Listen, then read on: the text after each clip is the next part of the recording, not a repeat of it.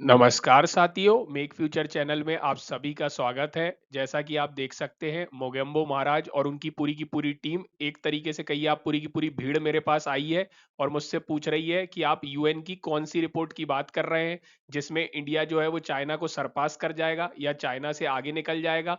क्या रिपोर्ट है, किस बारे में है और इंडिया कब तक चाइना से आगे निकल जाएगा। तो आई होप आपकी भी यही क्वेरी होगी। तो चलिए स्टार्ट करते, क्या है पूरा मामला। उससे पहले आप हमारे चैनल को सब्सक्राइब जरूर कर लीजिएगा।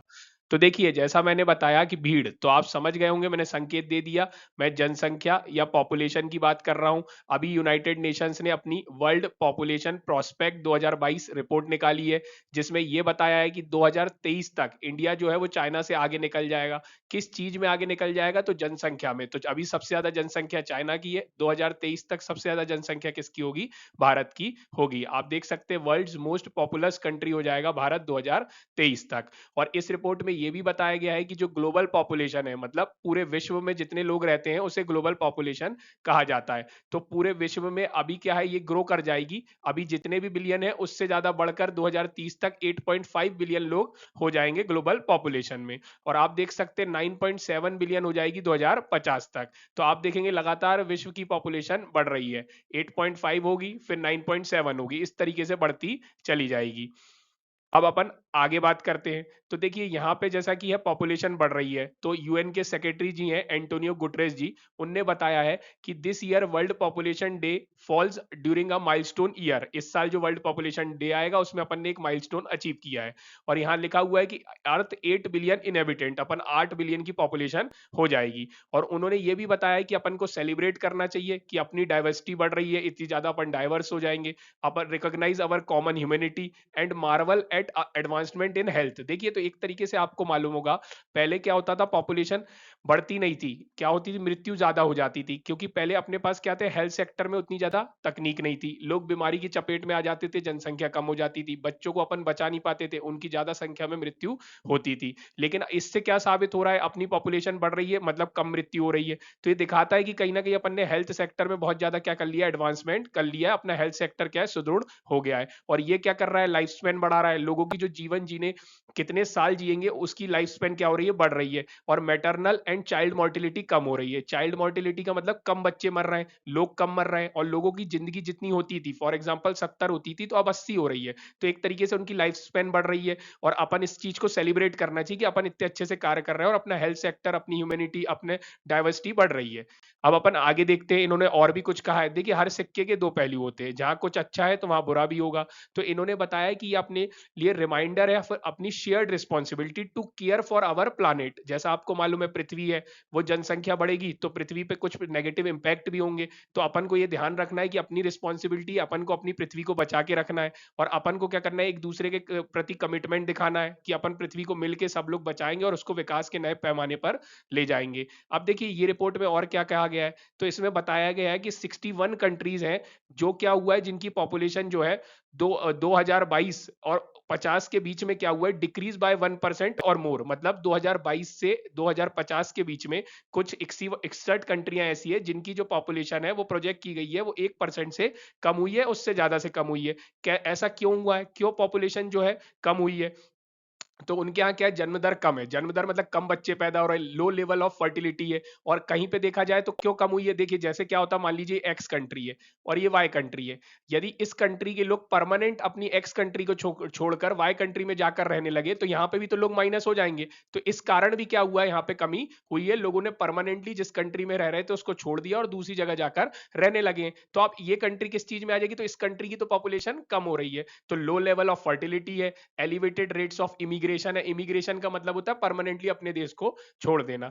अब अपन आगे बात करते हैं। इस रिपोर्ट में देखिए कहा गया है कि 2050 will be concentrated in 8 country. क्या मतलब हुआ? तो इसमें बताया गया है कि जो आधे 50% से ज्यादा जो पॉपुलेशन इंक्रीज करेगी वो इन 8 कंट्री में रहेगी। मतलब टोटल यदि 100 बढ़ते हैं तो 50 या उससे ज्यादा इस 8 कंट्री में बढ़ेंगे। कौन सी 8 कंट्री दी है? तो देखिए, कॉन्गो, इजिप्ट, इथोपिया, इंडिया। तो आप यहाँ वर्ल्ड मैप देख सकते हैं, यहाँ पे अपना इंडिया हो जाएगा, ये अफ्रीकन कंट्री इथोपिया हो जाएगा, इजिप्ट हो जाएगा। तो इस तरीके से अब अपन आगे देखते हैं, लाइफ एक्सपेक्टेंसी की बात हुई है, इसका क्या मतलब होता है? तो इसका ये मतलब होता है दोस्तों जैसे मान लीजिए एक बच्चा पैदा हुआ तो वो मान लीजिए कितने साल जिएगा। फॉर एग्जांपल यदि आपने बोला वो 70 साल जिएगा तो उसकी लाइफ एक्सपेक्टेंसी हो गई 70। आपने बोला 80 साल जिएगा तो उसकी लाइफ एक्सपेक्टेंसी कितनी हो गई 80। तो कितना व्यक्ति जिएगा एक बता दिया जाता है, एक एवरेज होता है कि एक व्यक्ति अपनी जिंदगी में इतने साल जिएगा तो उसे लाइफ एक्सपेक्टेंसी कहा जाता है। तो देखिए 2019 में जो लाइफ एक्सपेक्टेंसी थी वो 72.8 थी। 1990 के बाद मतलब वो बहुत ज्यादा थी, इंप्रूवमेंट देखा गया था, ऑलमोस्ट 9 ईयर सिंस 1990।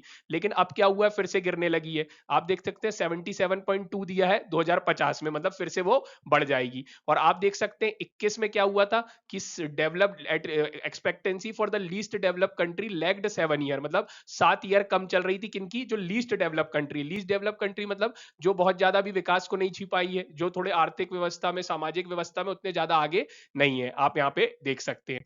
अब अपन बात करते हैं, देखिए तो मैंने बोला हर सिक्के के पहलू है, ये तो अच्छा अच्छा बात की अपन ने कि उनने कांग्रेचुलेट किया, अपन हेल्थ सेक्टर में अच्छा कर रहे हैं, डाइवर्सिटी बढ़ रही है, वो तो ठीक है। लेकिन आप समझते हैं ना हर सिक्के के दो पहलू हैं। तो जहां जनसंख्या बढ़ेगी वहां कुछ चैलेंजेस भी आएंगे, इनइक्विलिटी बढ़ेगी विश्व में, हंगर बढ़ेगी, क्लाइमेट क्राइसिस बढ़ेगा, गैलोपिंग अर्बनाइजेशन, अर्बनाइजेशन बढ़ेगा तो उससे भी बहुत सारे नेगेटिव इंपैक्ट होंगे। और अपने यहाँ क्या हो रहा है, पूरे विश्व में जो ओल्डर एज की पॉपुलेशन है वो ज्यादा बढ़ रही है। तो ये सब कैसे नेगेटिव इंपैक्ट डालेंगे, तो आइए उस पर चर्चा करते हैं। देखिए जैसे जैसे जनसंख्या बढ़ेगी तो ग्लोबल डिस्पैरिटी बढ़ेगी। इसका मतलब क्या होता है, इसका मतलब होता है असमानता बढ़ेगी पूरे विश्व में। आप देख सकते हैं बहुत सारी रिपोर्ट ऐसी निकली जा चुकी हैं, बताया गया है कि रिचेस्ट 10% टुडे, मतलब जो विश्व के 10% अमीर लोग हैं उनके पास 76% वेल्थ है, मतलब धन संपदा है 76%। सोचिए 10% के पास 76% और बचे 90% के पास कितनी 24%। तो आप साफ साफ देखते हैं कि समाज में एक कौन सी लाइन है, असमानता की लाइन है। आप देख सकते हैं कि जो 52% विश्व की इनकम है वो इन्हीं 10% के पास जा रही है।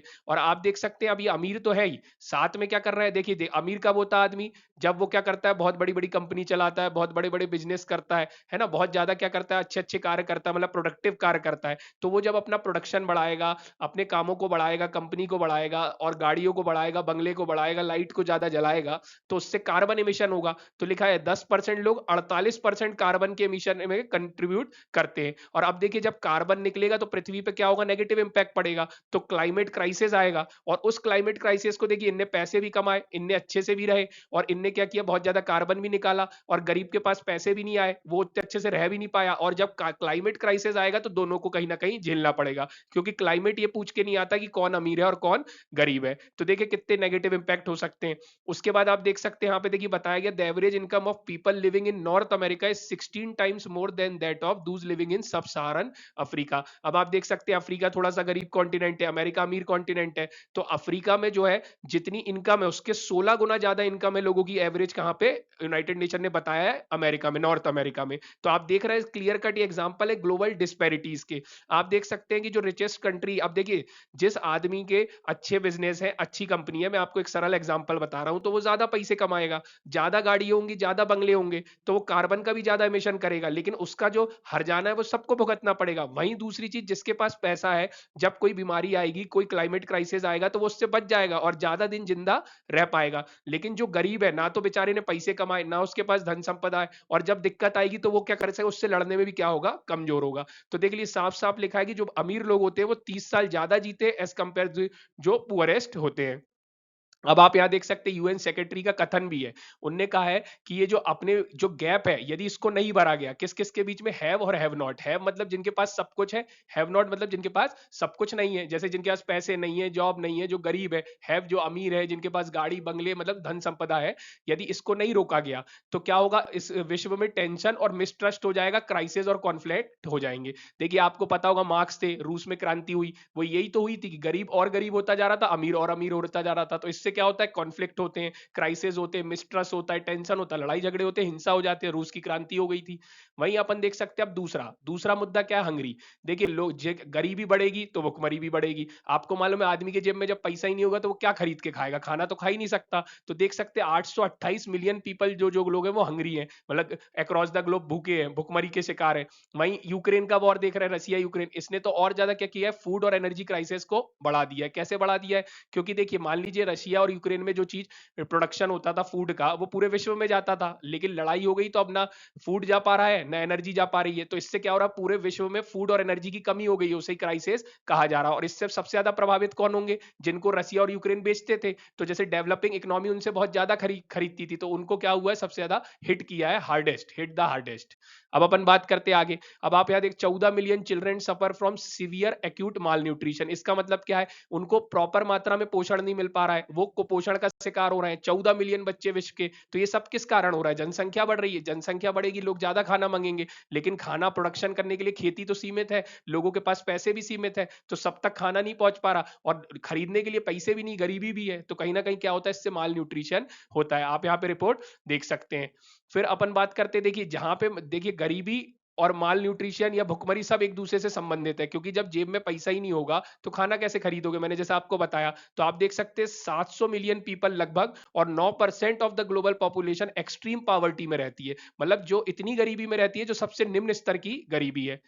अब अपन आगे बात करते हैं तीसरी, तो क्लाइमेट कैटास्ट्रोफ। इसका मतलब क्या है, देखिए जैसा मैंने आपको बताया, अपन क्या करेंगे, जितनी जनसंख्या बढ़ेगी उतनी गाड़ी की डिमांड होगी, उतना खाना मांगेंगे, उतनी कृषि की जाएगी, उतने प्रोडक्शन होंगे। अब मान लीजिए भारत में 100 लोग रहते हैं, यदि उन्होंने 100 बोतल मांगी, लेकिन भारत में अब 1000 लोग रहने लगे, उन्होंने 1000 बोतल मांगी, तो कंपनी क्या करेगी, 1000 बोतल बनाएगी। और कंपनी जब बोतल बनाएगी, प्रोडक्शन करेगी, तो अपनी मशीन को चलाएगी, उसके लिए उसको बिजली लगेगी, और जब बिजली चाहिए तो कोयला जलेगा, और कोयला जलेगा तो पर्यावरण में क्या होगा, प्रदूषण होगा। ये मैंने आपको एक एग्जांपल बताया। और पर्यावरण में जितना प्रदूषण होगा उतना क्या होगा, एमिशन बढ़ेगा, टेम्परेचर बढ़ेगा, फ्लड आएंगे, स्टॉर्म आएंगे, ड्राउट सूखा पड़ेगा, और ये सब क्या करेंगे, नेगेटिव इंपैक्ट डालेंगे अपनी पृथ्वी पर।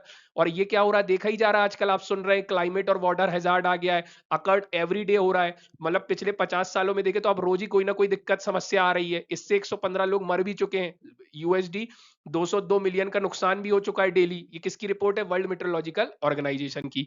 अब अपन बात करते हैं अर्बनाइजेशन का। देखिए अर्बनाइजेशन कैसे, देखिए आज सब शहर में रहना चाहते, कोई गांव में नहीं रहना चाहता, क्योंकि शहर में सुविधा ज्यादा है, आप अपने बच्चे को अच्छी शिक्षा दे सकते हैं, आपके एंटरटेनमेंट के ज्यादा साधन है, आपकी आय बढ़ सकती है, तो सब कहां जाना चाहते हैं, शहर में जाना चाहते हैं। अब मान लीजिए सब शहर आ गए, तो जब शहर आ जाओगे तो शहर में रहना आसान तो है नहीं, शहर में रहने के लिए पैसे लगते हैं, और आप शहर आके डिमांड भी ज्यादा करोगे। आप बोलोगे अफोर्डेबल हाउस चाहिए, सबको घर चाहिए, सबकी गाड़ी होगी, सबको बेसिक एमिनिटीज चाहिए, जॉब चाहिए, तो ये सब क्या करेंगे, इन सब की डिमांड बढ़ेगी। और वहीं आप देखेंगे तो ये सब सबको मिल पाना तो संभव नहीं है, और कई गरीब लोग होते हैं वो बस्ती में रहते हैं, तो वो इनफॉर्मल सेटलमेंट्स में रहेंगे, जहां से क्या होगा, कहीं ना कहीं आप देख रहे हैं जितनी ज्यादा जनसंख्या शहर में आएगी, उतनी लैंड पे, वाटर पे और अदर नेचुरल रिसोर्स पे प्रेशर बढ़ेगा। और पृथ्वी की भी एक कैपेबिलिटी होती है, वो अपनी कैपेबिलिटी से ज्यादा उत्पन्न नहीं कर सकती, तो इससे क्या होगा, उस पर नेगेटिव इंपैक्ट पड़ेगा, क्योंकि ये सारी सुविधा देने में कहीं ना कहीं क्या होगा, अपने को कोयला जलाना पड़ेगा, पर्यावरण प्रदूषण होगा, अपने को क्या करना पड़ेगा, अपने यहाँ बेरोजगारी बढ़ेगी, क्योंकि रोजगार के अवसर तो उतने ज्यादा नहीं है जितनी जनसंख्या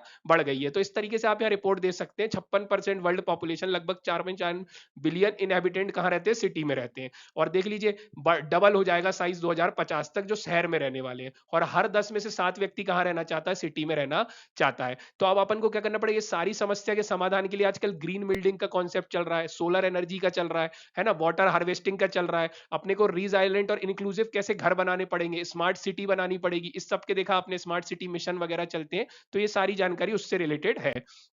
लास्ट है ओल्ड, मोर ओल्ड पीपल। देखिए विश्व में क्या है, अब जो जनसंख्या बढ़ रही है वो ओल्ड पीपल की ज्यादा बढ़ रही है विश्व में। आप देख सकते हैं 65 साल, और जो 65 साल के पर्सन होते हैं, और over worldwide will be more than twice the number of children under the age of 5, और about same age the number under the age of 12। मतलब 12 साल और 5 साल के बच्चों से दुगना है कौन, 65 या उससे ज्यादा के लोग। अब देखिए ओल्ड पीपल बढ़ेंगे और उनको संभालने के लिए यंग पीपल कम होंगे, तो इससे क्या होगा, ओल्ड पीपल को संभाल कर रखना, उनका वेलफेयर करने की भी कॉस्ट बढ़ेगी, उनकी जैसे उनको स्वास्थ्य के लिए उनको जो भी सुविधाएं लगती है उसकी क्या करेंगे, कॉस्ट बढ़ेगी। और ओल्ड पॉपुलेशन बढ़ेगी तो उनको संभालने के लिए कम लोग रहेंगे, इससे भी समस्याएं बढ़ेंगी। और आप देख सकते हैं कहीं ना कहीं ये जो भारत सरकार भी है और पूरे विश्व की सरकार जो है बड़ी बड़ी स्कीम चलाएंगी हेल्थ केयर का, उसमें भी खर्च होगा, और उस सोशल सिक्योरिटी और पेंशन की जो है रोबस्ट और कॉम्प्रिहेंसिव स्कीम बनानी पड़ेगी। तो इस तरीके से बहुत सारी चुनौतियां आएंगी यदि वर्ल्ड पॉपुलेशन बढ़ेगी।